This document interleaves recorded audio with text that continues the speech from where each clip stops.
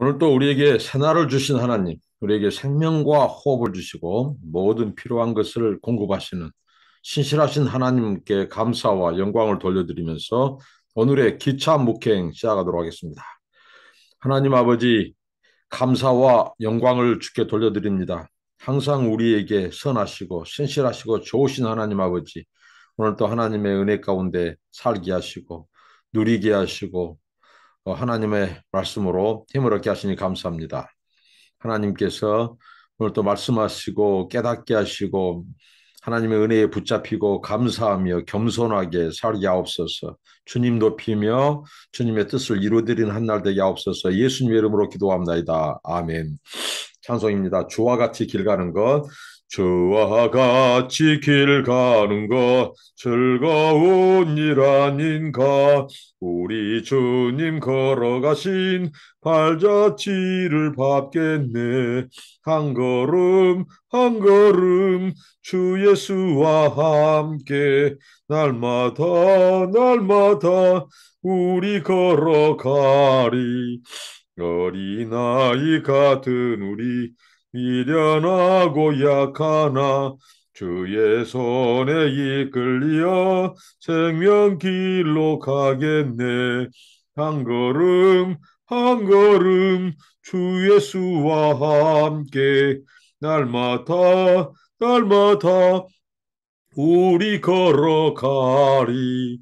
꽃이 피는 들판이나 험한 골짜기라도 주가 인도하는 대로 주와 같이 가겠네. 한 걸음 한 걸음 주 예수와 함께 날마다 날마다 우리 걸어가리. 옛 선지자 예녹같이 우리들도 천국에 들려 올라갈 때까지 주와 같이 걷겠네. 한 걸음 한 걸음 주 예수와 함께 날마다 날마다 우리는 걷겠네. 아멘. 사무엘하 6장 12절로 23절입니다. 어떤 사람이 다윗 왕에게 아뢰어 이르되 여호와께서 하나님의 기회로 말미암아 오벳 에돔의 집과 그의 모든 소유에 복을 주셨다 한지라. 다윗이 가서 하나님의 궤를 기쁨으로 메고 오벳 에돔의 집에서 탈성으로 올라갈새 여호와의 궤를 맨 사람들이 6걸음을 가매 다윗이 소와 살진 송아지로 제사를 드리고 다윗이 여호와 앞에서 힘을 다하여 춤을 추는데 그때 다윗이 배 에봇을 입었더라. 다윗과 온 이스라엘 족속이 즐거이 환호하며 나팔을 불고 여호와의 기회를 메우니라. 여호와의 기회가 다윗성으로 들어올 때 사울의 딸 미갈이 창으로 내다 보다가 다윗 왕이 여호와 앞에서 뛰놀며 춤추는 것을 보고 심중에 그를 업신여기니라. 여호와의 기회를 메고 들어가서 다윗이 그것을 위하여 친 장막 가운데 그 준비한 자리에 그것을 두매 다윗이 번제와 화목제를 여호와 앞에 드리니라. 다윗이 번제와 화목제 드리기를 마치고 만군의 여호와 이름으로 백성에게 축복하고 모든 백성 곧 이스라엘 무리에게 남녀를 막론하고 떡 한 개와 고기 한 조각과 금포도 떡 한 덩이씩 나누어 지매 모든 백성이 각기 집으로 돌아가니라. 다윗이 자기의 가족에게 축복하러 돌아오매 사울의 딸 미갈이 나와서 다윗을 맞으며 이르되 이스라엘 왕이 오늘 어떻게 영화로우신지 방탕한 자가 염치 없이 자기의 몸을 드러내는 것처럼 오늘 그의 신복의 계집종의 눈앞에서 몸을 드러내셨도다 하니 다시 미갈에게 이르되 이는 여호와 앞에서 한 것이라. 그가 네 아버지와 그의 온 집을 버리시고 나를 택하사 나를 여호와의 백성 이스라엘의 주권자로 삼으셨으니 내가 여호와 앞에서 뛰놀리라. 내가 이보다 더 낮아져서 스스로 천하게 보일지라도 내가 말한 바 계집종에는 내가 높임을 받으려 한지라. 그러므로 사울의 딸 미갈이 죽는 날까지 그에게 자식이 없으리라. 없으니라입니다. 다시 이 앞에 아주 시급했죠. 하나님의 이 임재 앞에 하나님의 그 거룩과 하나님의 영광을 정말 이렇게 잘못 대할 때 치러야 될 대가 그 하나님의 이 진노와 심판 그 하나님이 어떤 분인지 다윗은 새롭게 하나님을 새로운 차원에서 알게 되었다고 우리가 살펴보았습니다.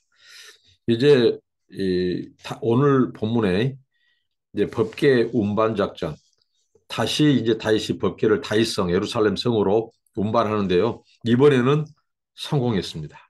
그러니까 우리가 한번 실패하고 뭐 쓰라린 경험, 쓰라린 고난 이런 것들은 우리에게 유익이죠. 고난은 우리에게 유익입니다.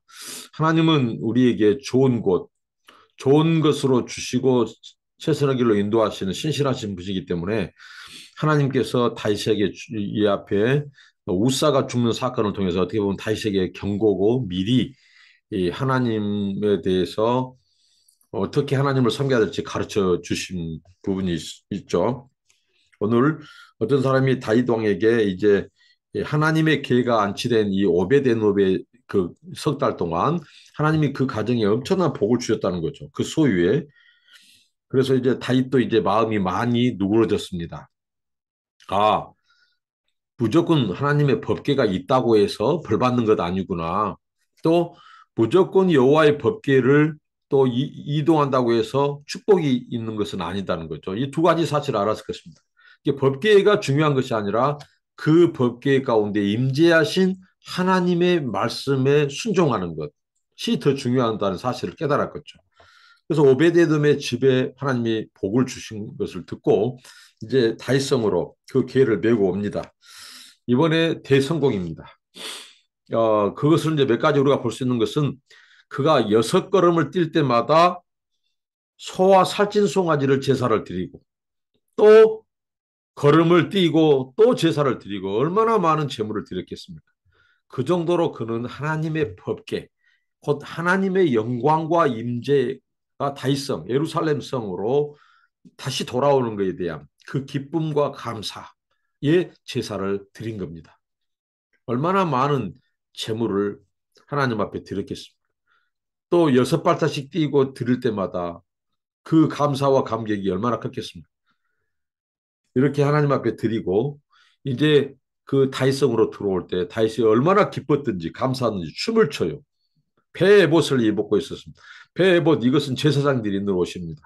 그런데 다윗은 지금 왕으로서 또 거기에 대동하는 제사장들과 함께 하나님 앞에 길에서 많은 이 제물로 예배하고 오는 것입니다.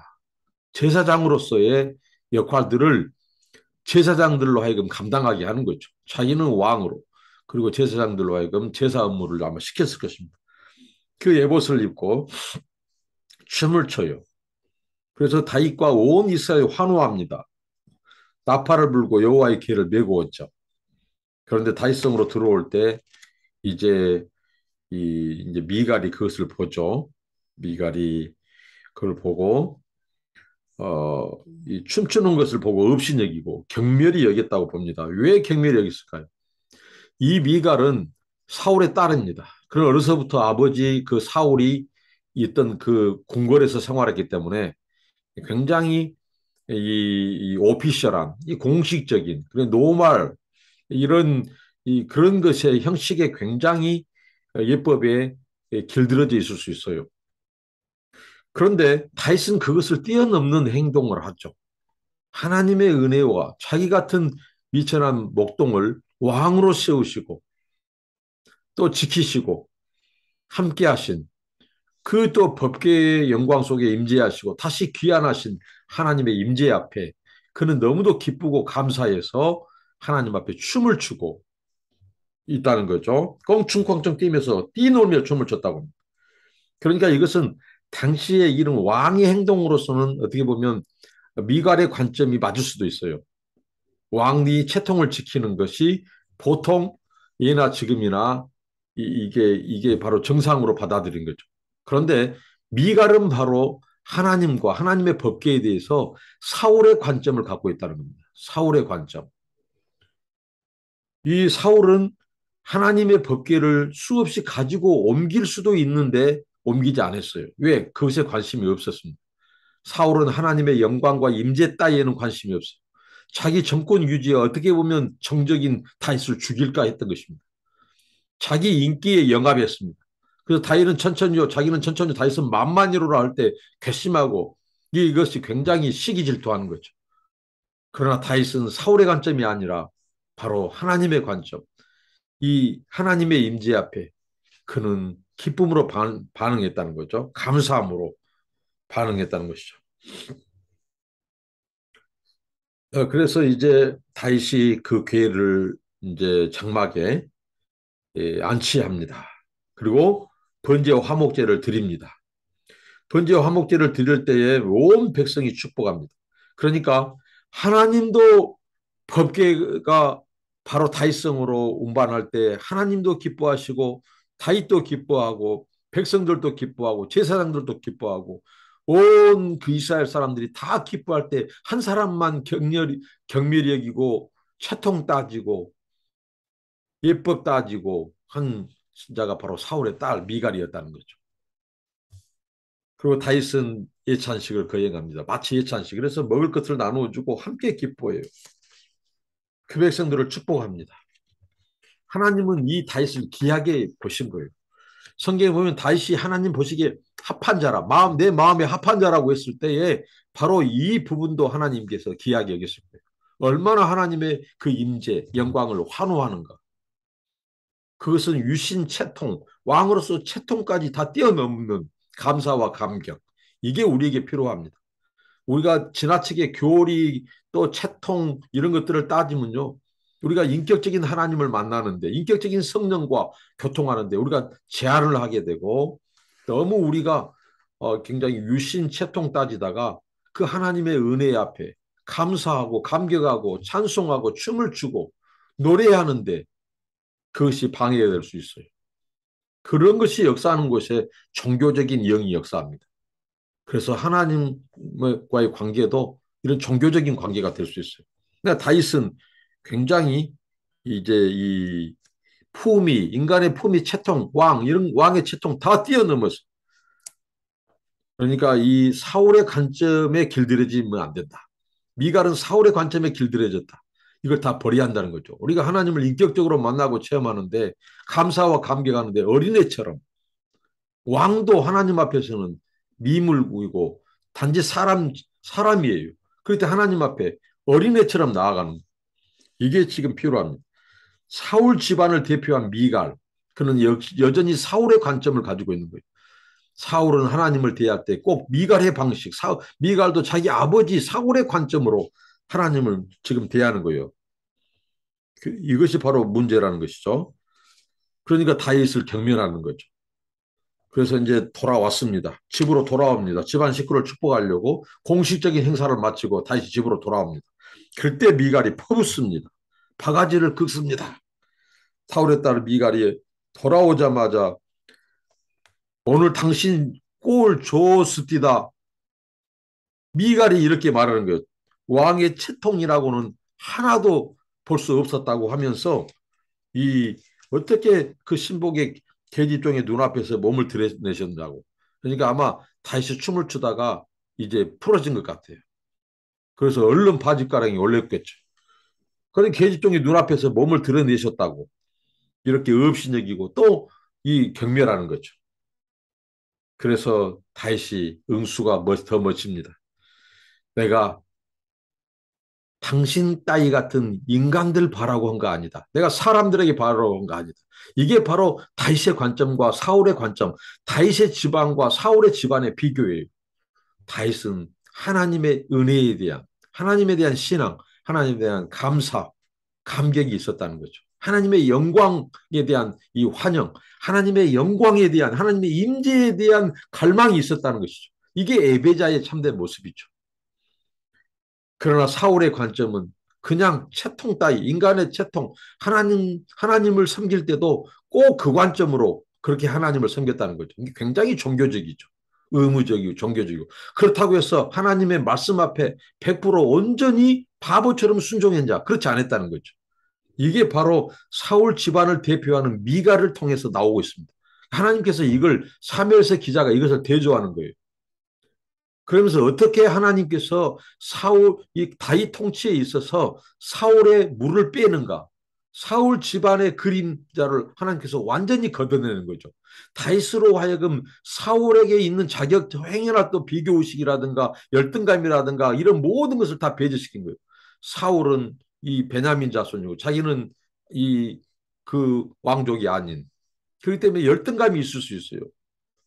그 자기는 사이고 쫓긴 생활을 했고 인물도 사울보다 못하고 그리고 계속해서 사울의 등살에 밀렸고 이런 다윗이 신앙으로 하나님의 관점으로 하나님의 임재 앞에서 그가 온전히 그런 사울 집안의 이 소위 말하는 그림자로부터 족쇄로부터 완전히 이제 끊어내는 거죠. 단절되는 거죠. 이걸 보여주고 있습니다. 그래서 다윗이 미갈에게 내가 사람 따위 인간 당신 같은 그런 사람들에다 보이려고 그런 거 아니다. 나는 하나님 앞에 뛰놀았다. 하나님 앞에 감사하고 춤을 췄다. 이보다도 내가 낮아져서 천하게 보일지라도 내가 더 망가질지라도 나는 내 하나님 나를 왕으로 삼으시고 우리 이스라엘을 지금 붙들고 계신 그 하나님 그리고 빼앗긴 법궤가 다시 우리 성으로 돌아왔다. 하나님의 영광의 임재를 나는 환영한 것이다. 내가 좀 더 망가질지라도 나는 하나님 앞에 더 뛰놀고 더 감사하여 춤을 출 것이다. 얼마나 멋진 고백입니까?